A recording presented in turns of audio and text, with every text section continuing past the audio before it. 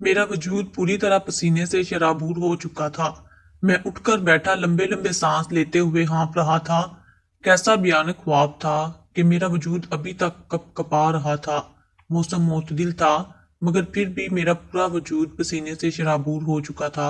मैं उठा और चंद घूंट पानी पीकर फिर अपना सर और चेहरा ठंडे पानी से भिगोकर दोबारा बिस्तर पर लेट गया। पिछले एक माह से मैं एक ही ख्वाब अक्सर देख रहा था कि मेरे घर के सेहन के एक कोने में मेरी बीवी सोना छुपा रही है। मैं जब इस सोने को जमीन से निकालने के लिए जाता हूँ तो वो सोना एक बड़े नाग में बदल जाता है और फिर देखते ही देखते वो मुझे डसने लगता है। इस ख्वाब ने मुझे बेचैन करके रख दिया था। बीवी कई रोज से मैके गई हुई थी। अगली सुबह मैं ना चाहते हुए भी सेहन के इसी हिस्से की जानब बढ़ा और जमीन खोदने लगा। मैं खुद नहीं जानता था कि मैं ऐसा आखिर क्यों कर रहा हूँ। मैंने जमीन थोड़ी बहुत ही खोदी थी कि तभी मुझे किसी भारी सहज चीज के होने का एहसास हुआ। मैं हैरान था, यानी मेरा ख्वाब कुछ ना कुछ सच जरूर था। मैंने जो ही जरा मिट्टी हटाई तो मेरी चीख निकल गई।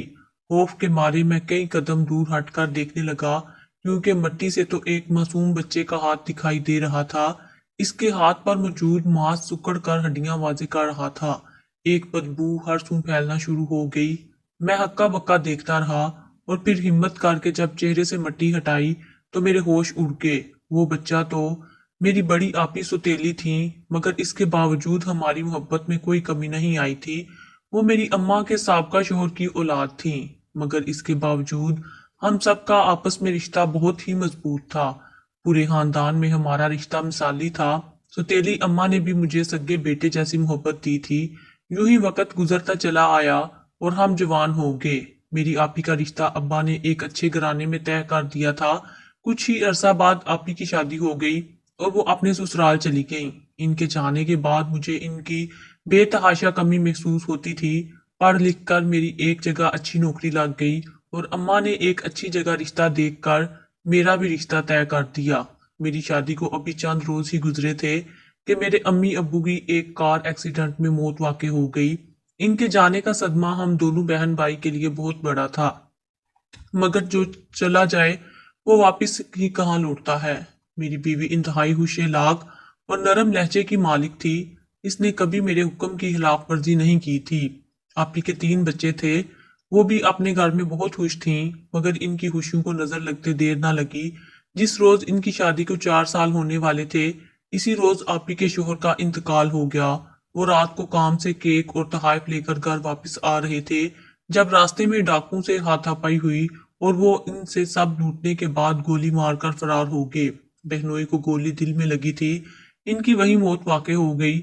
आपी को जब ये खबर मिली तो रो रो कर बेहोश हो गईं। 2 दिन तक वो बेहोशी की हालत में रहीं और जब होश आया तो शोहर की मौत की खबर इन्हें सकते की कैफियत में डाल चुकी थी।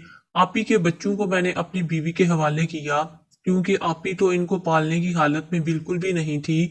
शोहर की नागहानी मौत का सदमा आपी के दिमाग पर असरअंदाज हुआ था। वो थोड़ी जहनी बीमारी में मुब्तला हो चुकी थीं। बात करके भूल जाया करती और अचानक से गुस्सा करके रोने लगती। मैं आपी को वापस अपने घर ले आया था।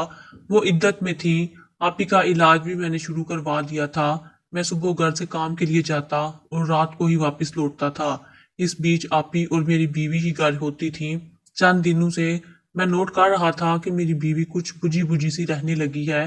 वो मुझसे बातें भी शेयर करना छोड़ गई है। मैंने जब बीवी से पूछा तो वो अफसुर्दगी से बोली कि अब आपको क्या बताऊं, नहीं, आप तो घर से चले जाते हैं, मगर आपके जाने के बाद आपकी बहन बिला वजह मेरे बच्चों को मारती रहती है। इनका जहनी तवाज़ुन थोड़ा बिगड़ चुका है।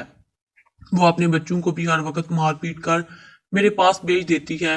बीवी की बात सुनकर मुझे हैरानगी हुई थी। आपी हर मासूम बच्चों के साथ ऐसा कैसे कर सकती थी। मैं फौरन आपी के कमरे में आया, मगर दरवाजे पर पहुंचते ही अंदर होने वाली बातें सुनाई देने लगी। मेरा बड़ा भांजा, जो सिर्फ 3 साल का था, वो रोते हुए आपी से जिद कर रहा था कि मामा मुझे आइसक्रीम खानी है।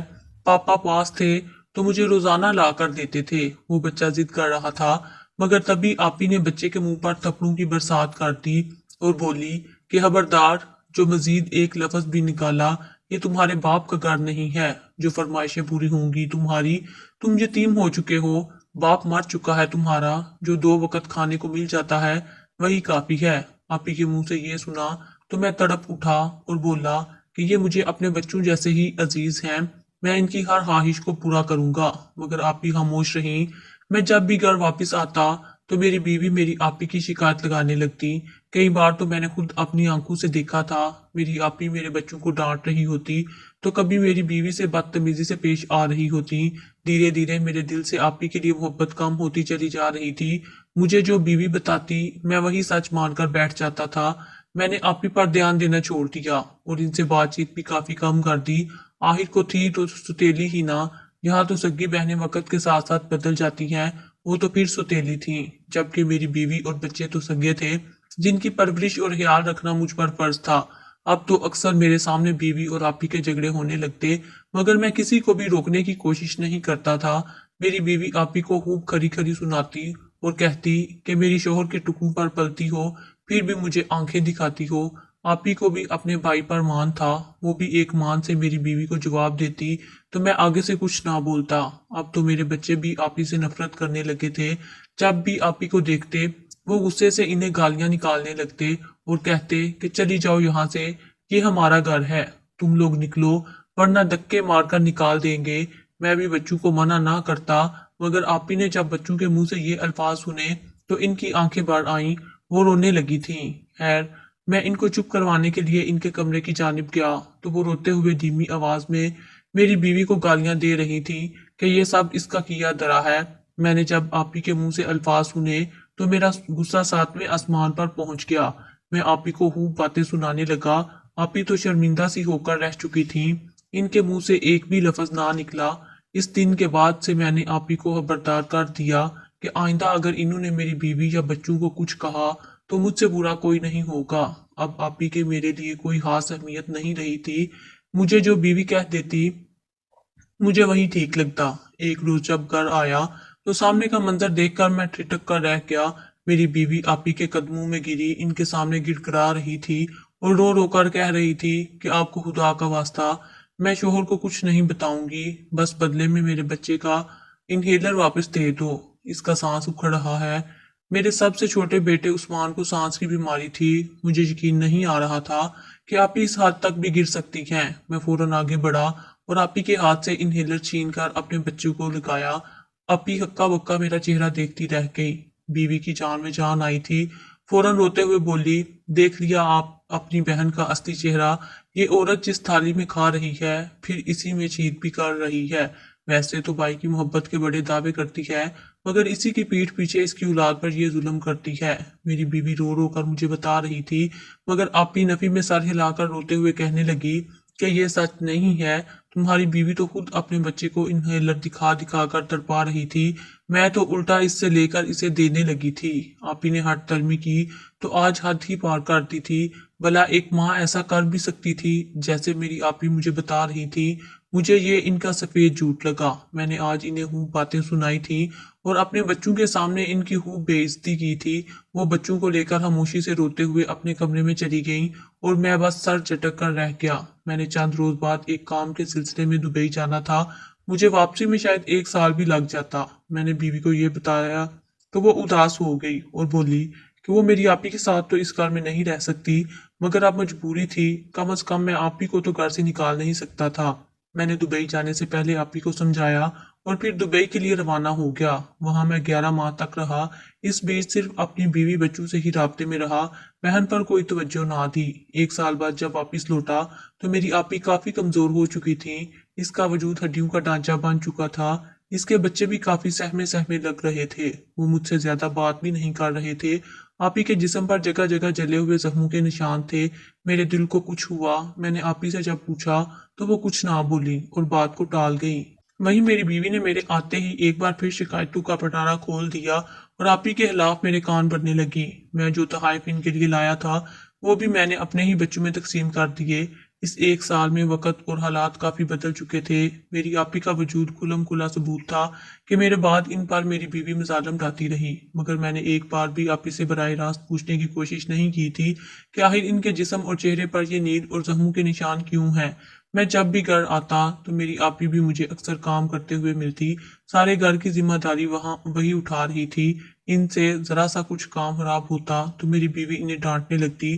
میں نے کبھی بیوی کو آپی کو ڈانٹنے سے منع نہیں کیا تھا۔ اسی شام آپی میری بیوی کے کپڑے استری کرتے ہوئے ان کا نیا سوٹ جلا گئی۔ جب میری بیوی نے یہ دیکھا تو اس نے بغیر لحاظ کیے آپی کو بالوں سے پکڑا اور ان کے چہرے پر یک کے بعد دیگرے کئی تھپڑ مارنے لگی۔ آپی اپنے چہرے کو چھپانے کی ناکام کوشش کرتی رہی، مگر پھر بھی میری بیوی کو اس پر رحم نہ آیا اور وہ انہیں مار کر اپنی انگلیوں کے نشان ان کے گال پر چھوڑ چکی تھی۔ میری بیوی شور مچاتے ہوئے میرے پاس آئی اور کہنے لگی کہ دیکھ دیا اپنی پاگل بہن کے کام، یہ بالکل پاگل ہو چکی ہے، اس کا گھر میں رہنا خطرے سے حالی نہیں، بہتر یہی ہے کہ اسے کسی یتیم خانے میں چھوڑ آؤ، کیونکہ اگر آپ ہی یہاں رہیں تو میں اپنے میکے چلی جاؤں گی۔ بیوی کی بات سن کر سوچ میں پڑ گیا۔ میں تو شاید اپنی آنکھوں پر پٹی باندھ چکا تھا، حقیقت تو میں نے دیکھنا ہی چھوڑ دی تھی۔ جو کچھ مجھے میری بیوی کہتی میں اسی بات پر عمل کیا کرتا تھا، جبکہ سچ کیا تھا وہ میرے سامنے تھا، بس میں ہی اپنی آنکھوں کو بند کیے ہوئے تھا۔ اگلے روز جب میں کام سے واپس گھر آیا تو میرے بیوی بچے انتہائی خوش لگ رہے تھے۔ بیوی نے آج خوشی سے کئی قسم کے پکوان تیار کیے تھے۔ میں نے بیوی سے اس خوشی کی وجہ پوچھی تو وہ کچھ نہ بولی اور کہنے لگی کہ یوں ہی بچوں کی فرمائش پر بنایا ہے، سب دسترخوان پر کھانے کے لیے بیٹھے تو میں نے محسوس کیا کہ میری آپی اور اس کے بچے مجھے کہیں دکھائی نہیں دے رہے۔ میرا ان کے بغیر کھانا شروع کرنے کا دل نہ کیا، کیونکہ برسوں سے عادت تھی کہ میں ان کے دسترخوان پر آنے کے بعد کھانا شروع کیا کرتا تھا۔ میں نے بیوی سے ان کی غیر موجودگی کی وجہ پوچھی تو بیوی کہنے لگی آپی تو گھر سے جا چکی ہیں۔ بیوی نے جتنے آرام سے یہ بات کی تھی میں اتنا ہی زیادہ بھنچکا گیا تھا، آخر وہ کہاں جا سکتی تھیں؟ بیوی کا کہنا تھا کہ وہ تو صبح صبح ہی گھر سے نکل گئی تھی۔ ان کا کہنا تھا کہ مزید اس جہنم میں نہیں رہ سکتی، وہ اپنے تینوں بچوں سمیت چلی گئی ہیں۔ مجھے حیرت تھی، ان کا تو میرے علاوہ اس دنیا میں کوئی بھی نہیں ہے، مگر میں نے مزید تشویش کرنا بہتر نہ سمجھا۔ اس وقت مجھے بھوک لگی ہوئی تھی، کاش میں 4 سال پہلے والا آپی کا بھائی ہوتا تو اس وقت میرے لیے حلق سے ایک قطرہ پانی کو اتارنا بھی حرام ہو جاتا۔ میں نے اس رات پیٹ بھر کر کھانا کھایا اور پھر اپنے بیوی بچوں کے ساتھ مدتوں بعد ہنسی خوشی خوش گپیوں میں مصروف رہنے کے بعد اپنے کمرے میں آ کر سونے لگا، مگر ایک عجیب سی بے چینی نے مجھے اپنی گرفت میں لے رکھا تھا۔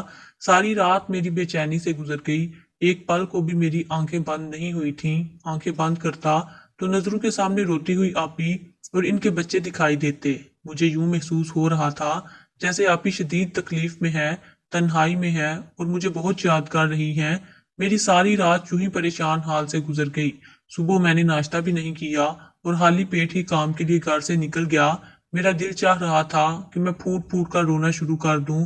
کئی دنوں سے مجھے عجیب و غریب خواب آ رہے تھے، یوں لگتا تھا جیسے میری بیوی خواب میں صحن کے کونے میں سونا چھپا رہی ہے، مگر جب میں دیکھنے جاتا ہوں تو اس میں سے ایک کالا ناگ برآمد ہوتا ہے جو مجھے ڈسنے کی خاطر میرے ساتھ لپٹ جاتا ہے، مگر اس کے ڈسنے سے پہلے ہی میری آنکھ کھل جاتی ہے۔ وہ سارا دن میرا یوں ہی گزر گیا۔ رات ہوئی تو گھر کی جانب آنے لگا۔ میں جس سڑک سے گزر کر جا رہا تھا صبح کے وقت اس پر وہاں کافی رش ہوا کرتا تھا، مگر آج جب میں وہاں سے گزرا تو سڑک پر اکا دکا لوگ ہی دکھائی دے رہے تھے۔ اس سڑک کے ساتھ ایک چھوٹی سی کچی سڑک بھی منسلک تھی جہاں سے ہم پیدل جانے کا راستہ طے کیا کرتے تھے۔ میں ابھی اس راستے سے گزر ہی رہا تھا کہ مجھے کہیں دور سے رونے اور سسکیاں لینے کی آواز آنے لگی۔ میں نے فوراً اس پاس نظر دوڑائی، مگر مجھے کوئی نظر نہیں آیا۔ میں آپی کی یاد میں غافل تھا یا کچھ اور، مگر مجھے ان بچوں کے رونے کی آواز میں یوں لگا جیسے میرا سگا بانجا رو رہا ہو۔ میرا دل مزید بے چین ہو گیا اور میں نیم تاریکی میں اس کچی سڑک پر چلنے لگا۔ میں ابھی تھوڑی ہی دور گیا تھا کہ مجھے جو منظر دکھائی دیا وہ دیکھ کر میرے ہوش اڑ گئے۔ اس کچی سڑک پر چند جھاڑیاں بنی ہوئی تھیں اور ان جھاڑیوں کے پاس ایک عورت بیٹھی رو رہی تھی۔ اس کے پاس زمین پر 2 بچے لیٹے ہوئے تھے اور ایک بچہ جو کہ چھوٹا تھا اس کی گود میں تھا اور بلک بلک کر رو رہا تھا۔ نہ جانے ان بچوں کو کیا ہوا تھا جو وہ اس قدر رو رہی تھی۔ میں فوراً تیز قدم اٹھاتے ہوئے ان کے پاس گیا اور جا کر دیکھنے لگا۔ ابھی میں نے اس عورت کے کندھے پر ہاتھ رکھنے کی کوشش کی تھی کہ میری نظر ان بچوں پر پڑی۔ میں نے جب ان بچوں کو دیکھا تو میری روح لرز گئی۔ میں سکتے کی کیفیت میں وہیں زمین پر گرتا چلا گیا۔ جب اس عورت نے اپنے پاس کسی وجود کی موجودگی محسوس کی تو فوراً تڑپ کر دور ہوئی۔ اگلے ہی پل ہم دونوں کی نظریں ٹکرائیں اور میرے رہے سہے حواس بھی جانے لگے، کیونکہ وہ عورت تو میری آپی تھی۔ آپی نے جب مجھے دیکھا تو گویا ان کی جان میں جان آ چکی تھی، اور روتے ہوئے مجھ سے لپٹ گئی اور رو کر کہنے لگیں کہ بھائی تم مجھے لینے آ گئے ہو، تم جانتے ہو میں کس قدر ڈر چکی تھی۔ دیکھو نا، تمہاری بیوی نے میری دونوں بچوں کا گلا دبا کر مار دیا ہے اور مجھے گھر سے دھکے دے کر باہر نکال دیا۔ تمہاری بیوی بہت ظالم ہے بھائی، اس نے تو تمہارے بچوں کو بھی کچا چبا لیا۔ وہ انسان نہیں، وہ درندہ ہے، وہ حیوان ہے، اسے بچوں پر بھی رحم نہ آیا۔ میں نے خاموشی سے اس کا ہر ظلم برداشت کر رہی تھی بھائی، مگر آج تو اس نے حد ہی کر دی۔ پاگل میں نہیں، پاگل وہ ہے، اس نے میرے بچوں کا میرے سامنے گلا دبا کر مار دیا۔ مجھے تو یہ بھی نہیں پتا کہ قبرستان کس جانب ہے، مجھے تو یہ بھی نہیں پتا کہ لاشوں کو دفنایا کیسے جاتا ہے۔ میں کل سے یہاں بیٹھی اپنے بچوں کو رو رہی ہوں اور تمہارا انتظار کر رہی ہوں کہ کب تم آؤ گے۔ آپی کے الفاظ سن کر میرے ہوش اڑ چکے تھے۔ کیا اب تک میں کہانی کو صرف ایک ہی رخ سے دیکھ پا رہا تھا کہ میری آپی کی جگہ میری بیوی ہی ذہنی مریضہ تھی؟ ایسے کئی سوالات میرے ذہن میں جنم لے چکے تھے جنہوں نے مجھے پریشان کر کے رکھ دیا تھا۔ میری بیوی نے ہی بچوں کو مارا تھا، اس بات پر اعتبار کرنا میرے لیے بالکل بھی آسان نہ تھا۔ اس رات میں نے دکھی دل کے ساتھ اپنے دونوں بانجوں کو دفنایا اور آپی کو ایک اچھے سے ہسپتال میں داخل کروا دیا، کیونکہ ان کی طبیعت بالکل بھی ٹھیک نہ تھی کہ انہیں گھر لے جایا جاتا۔ انہیں ہسپتال میں داخل کروانے کے بعد ان کے بچے کو میں نے ایک آیا کے پاس چند دنوں کے لیے چھوڑا، کیونکہ فی الحال میں اپنی بیوی کی ہر ایک حرکت پر نظر رکھنا چاہتا تھا۔ آخر وہ کرتی کیا رہی ہے؟ میری آپی کہہ رہی تھی کہ اس نے میرے بچے کو ہی کچا چبا ڈالا، مگر میں یہ کیسے یقین کر لیتا؟ میرے بچے تو میرے گھر میں صحیح سلامت موجود تھے۔ میں گھر آیا تو بیوی کافی خوش دکھائی دیتی تھی، مگر اس رات ایک بار پھر میں نے وہی خواب دیکھا جس نے میرے ہوش اڑا دیے۔ اگلے روز میری بیوی بچوں سمیت میکے چلی گئی۔ شاید یہی صحیح موقع تھا۔ میں نے فوراً ذہن کے اس کونے کو کھودنا شروع کیا جو بار بار میرے خواب میں آیا کرتا تھا۔ میرا وجود تجسس سے کپ کپا رہا تھا، نہ جانے اس زمین سے آگے کیا نکلے۔ میں نے جو ہی زمین سے مٹی ہٹائی تو مجھے کسی بھاری وجود کا احساس ہوا۔ ابھی میں نے مٹی کو مٹھی میں لے کر ہٹانا چاہا تھا کہ مجھے ایک معصوم بچے کا ہاتھ نظر آیا۔ میرا دل تو مٹھی میں جکڑا کر رہ چکا تھا۔ یہ انسانی بچہ یہاں کس نے دفن کیا تھا؟ میرا خوف کے مارے برا حال تھا۔ میں نے خوف سے ڈرتے جب کچھ اور مٹی ہٹائی تو اس بچے کا چہرہ میرے سامنے واضح ہوا۔ وہ نہ جانے کتنے ماہ سے یہاں دفن تھا کہ اب تو اس کے وجود سے گوشت ختم ہو چکا تھا اور فقط اوپری ماس تھا جو ہڈیوں میں دنستا چلا جا رہا تھا۔ اس بچے کا ایک ہاتھ موجود نہیں تھا۔ میرے تو ہوش اڑ چکے تھے، کہیں یہ بچہ میرا تو نہیں تھا۔ شام کو بیوی گھر آئی تو میں نے اس کا ہاتھ پکڑا اور اس کھودی ہوئی قبر کے پاس لے گیا۔ بیوی نے جب وہ منظر دیکھا تو وہ کانپ اٹھی، اس کے چہرے کی ہوائیاں اڑ چکی تھیں۔ وہ فوراً رونے لگی اور رو رو کر کہنے لگی کہ دیکھو، یہ سب تمہاری بہن نے کیا تھا۔ یہ بچہ تو ہمارا تھا، مگر تمہاری بہن نے اس بچے کا گلا دبا کر مار دیا تھا۔ بیوی کے چہرے کو دیکھ کر صاف واضح تھا کہ وہ جھوٹ بول رہی ہے۔ جو کچھ ثابت ہوا تھا وہ میری آپی نے نہیں بلکہ میری بیوی نے کیا تھا۔ اس نے صرف اپنے بچے کا ہی گلا دبا کر نہ مارا تھا بلکہ میرے دونوں بانجوں کا بھی قتل کیا تھا۔ ذہنی مریضہ تو وہ بن چکی تھی جو دورہ پڑنے کی وجہ سے غصے سے اس قدر مشتعل ہو جاتی کہ اس نے اپنے ہی بچے کو مار دیا۔ یہ سب تب ہوا تھا جب میں دوسرے ملک گیا ہوا تھا۔ مجھے بیوی سے شدید نفرت ہوئی تھی۔ اس نے صرف 3 بچوں کا قتل ہی نہیں، میرے جذبات اور اعتبار کا بھی قتل کیا تھا۔ اس نے مجھے میری بہن کے خلاف بھڑکایا تھا۔ میں نے اسے پولیس کے حوالے کر دیا، جہاں اس کا پولیس کے انڈر ہی چیک اپ کروایا گیا تو ان کا کہنا تھا کہ وہ غصے کی بہت تیز ہے اور اسی وجہ سے ان کے دماغ پر اثر ہو چکا ہے۔ نفرت کی آگ ان کے دماغ میں دنس چکی تھی۔ آپی کا 1 ماہ تک ہسپتال میں علاج چلتا رہا، وہ قدرے بہتر ہو گئی۔ میں آپی کو اور ان کے بچوں کو گھر لے آیا۔ بچوں کی موت نے آپی کو بہت توڑ دیا تھا۔ میری بیوی تو اب عمر قید کے لیے جیل جا چکی تھی، مگر آپی نے میرے بچوں کا بالکل اپنے بچوں کی طرح خیال رکھا۔ میں آپی سے بہت شرمندہ تھا، مگر وہ تو بہن تھی۔ انہوں نے میری تمام تر غلطیوں کو نظر انداز کر کے مجھے دل سے معاف کر دیا۔